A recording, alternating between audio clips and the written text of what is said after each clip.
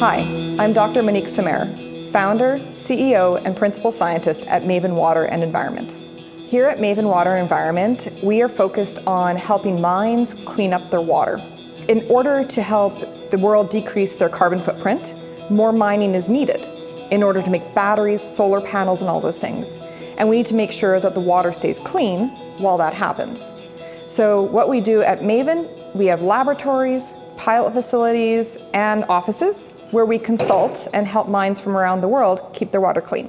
My role at Maven Water Environment is a bit unique and blended because I am a scientist, I have a Ph.D., but I spent the last 12 years building and growing businesses. So my role is combined between doing science and developing new technologies, teaching our upcoming younger scientists, and also making sure all the business processes happen and that we have a growing, thriving business.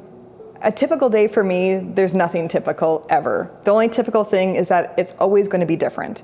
So as both a scientist and an owner and a business person, I end up working a few different jobs at once. So throughout my day, I have a lot of meetings, but they can range from something from marketing through to HR, through to doing stoichiometry on a water balance. It really depends what the day is. I'd say every 5 minutes something different is coming my way. Multitasking is really, really important. Before COVID, I used to spend about 100 flights a year going to different projects around the world. I never thought I would do that with a Ph.D. in microbiology, so getting to see the world through the work was something I really loved. I also spent a lot of my time teaching. Whether it is teaching on science or teaching on writing and reporting, it's a blend of all these things all at once. As you can imagine, that makes for long days. I typically work about 12 to 16 hours a day. So for me, that works because it's a blend of many different things I like. It's not the same thing all the time. I get to spend some of my hours doing one thing, some doing another that's creative, and where some people might end their work at the end of the day and do a hobby, I just get to do the parts of work that I like. So I mix it in differently and they all contribute together. My path to getting to this career is, on one hand, not very normal. On the other hand, the more people I talk to at my stage of career, it's actually pretty normal, which is it wasn't planned. It was by accident, opportunities came up. So I finished my Ph.D. in an area that there wasn't any jobs. So I did a couple of postdocs while I was writing my thesis and tried to figure out what I wanted to do, and I thought I really liked this one area, and there was no jobs. And so I finally got a job with the government. I didn't like it. There was no jobs. And I thought, what the heck do you do when there's no jobs after you've done 9 years of university and you have a Ph.D.? I started making jobs. So it seemed a little crazy at the beginning to say, I'm going to open a lab, I'm going to do these things. But it eventually took off. And it took off pretty fast, and I'm now onto my second business doing this. So just listening to what people need, finding opportunities, trying to solve problems and make other people's lives easier, you can generally always find work if you can do those things. So I did my postdocs while I did my Ph.D. So I finished the thesis, or the laboratory work, and while I wrote the thesis, I also worked as a postdoc.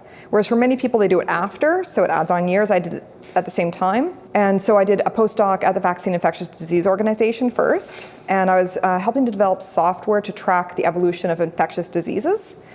And it wasn't really the right fit for me. I didn't like that, so you got to find what's good for you. I picked up 2 other postdocs concurrently, one was looking at biofuels wastes and how you could convert that into something more valuable.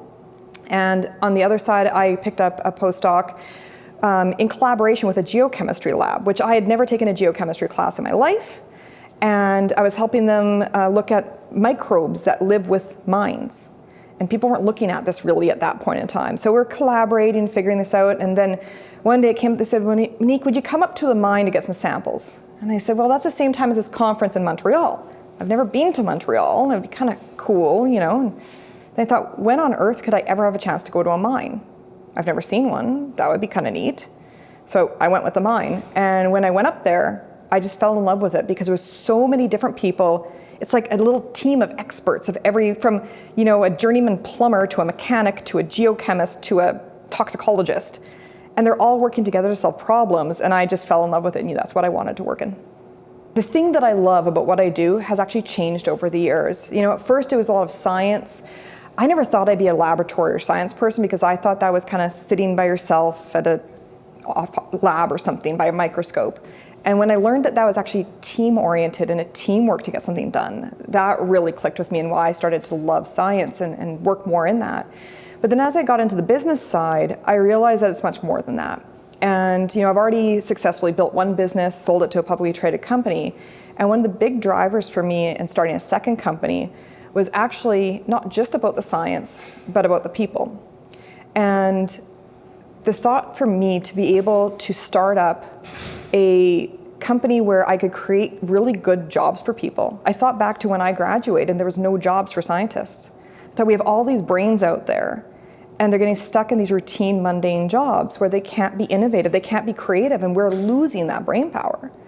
So one of my goals with this company was to create an entire company structure that rewards innovation, that rewards not just grinding it out, but hopefully can produce those brilliant moments that helps lead things forward. So creating a workplace that people can feel positive, that they're contributing, that they're happy. And that even comes from our tagline, the clean water, happy people. It's not just our clients that we want to be happy or people out there, it's people in here too. So creating that environment is something that really gets me going. 3 of the biggest accomplishments I feel in the company last year. I mean, yeah, we've worked in 4 different countries last year, coast to coast across Canada, some of the biggest mines in the world. But we've also implemented a 4-day work week. We have brought in a pension plan that not just helps people get their pension, but also allows them to put that money towards their student loans or a first-time home. And so putting these types of things into play, they have a standard 9:30 to 3 o'clock workday. Outside of that, they're trusted to do their work and get their 40 hours in. So these are the types of things that I get really excited about, enabling people to have their lives. Whether you're looking at starting your own business, becoming a scientist, working as a business person in this or consultant or any of those things, the number one piece of advice I give all young students is to get a job. Okay, any job, it doesn't matter. I have sold shoes, I've worked as a barista, I have shingled roofs, done yard work, trimmed puppies' toenails for a breeder. Get a job. That is really important because until you start having jobs and trying things, you won't know what you like or you dislike. You won't be able to recognize a good, healthy workplace unless you know what a bad one looks like. You won't even know what type of school you want to go in and what you enjoy as a job, because what you enjoy learning is different than what you might enjoy as a job. And so get those experiences in. It's okay to switch those up, learn things, and start to understand what it is to have a job, work in a workplace, be able to work with your coworkers, how to interact with your managers. All those things are really important. So if somebody's interested in starting a business, the first piece of advice I give them is start.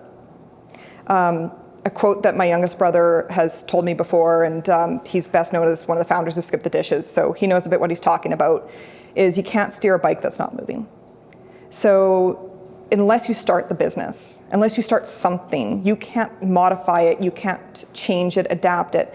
What I started out with my first business is it changed and changed and changed so much. So don't put so much effort into the business plan, the 5-year plan, all these things.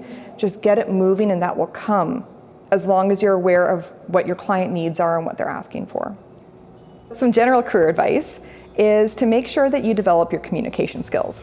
You can know everything there is to know in the world about some part of science, for example, but if you can't explain it to someone, it's not really going to be helpful. Your writing skills are critical. It's one of the most powerful tools you can ever develop is to be able to write strong. So get online, take online courses. There's so many free resources. Those are the types of skills that you can use for any job, anywhere, no matter what career you choose. If you're interested in any career focused on science, my answer might be a little bit unorthodox, okay? As a Ph.D., I went through the university system starting in 2000. So I'm dating myself there. I am a millennial, but on the older edge of it. Now there is a very different route that you could take. You can actually go into something like a polytechnic, take 2 years or 3 years of a diploma, get some work experience, and then go back for the rest of your degree. I think that's an excellent opportunity where you can start to get some hands-on experience because the work readiness of people coming out of the polytechs is very different than the people coming out of the universities. That blended experience can be very useful. If you want to get a continuing education, going off to a master's or a Ph.D., I went straight through and did the whole thing at once. I really think that people would benefit, and if I was to do it again, get some work experience in between. because nowadays many employers will actually pay for your master's or Ph.D. if you're a valued employee.